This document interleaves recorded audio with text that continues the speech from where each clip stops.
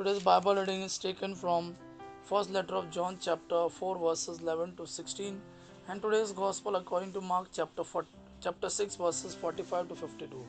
First letter of John chapter 4 verses 11 to 18. Dear friends, if this is how God loves us, then we should love one another. No one has ever seen God. But if we love one another, God lives in union with us and His love is made perfect in us. We are sure that we live in union with God and that He lives in union with us because He has given us His Spirit. And we have seen and tell others that the Father sent His Son to be the Savior of the world. If anyone declares that Jesus is the Son of God, he lives in union with God and God lives in union with him. And we ourselves know and believe the love which God has for us. God is love, and whoever lives in love lives in union with God, and God lives in union with him.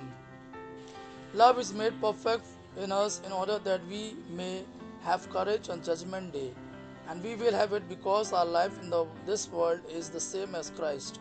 There is no fear in love. Perfect love drives out all fear. So then, love has not been made perfect in anyone who is afraid, because fear has to do with punishment. Today's Gospel according to Mark chapter 6 verses 45 to 52.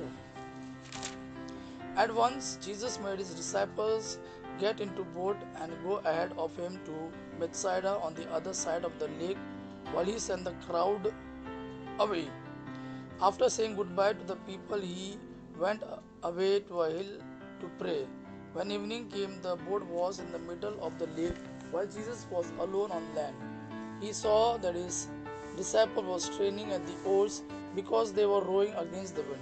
So, sometime between 3 and 6 o'clock in the morning, he came to them walking on the water.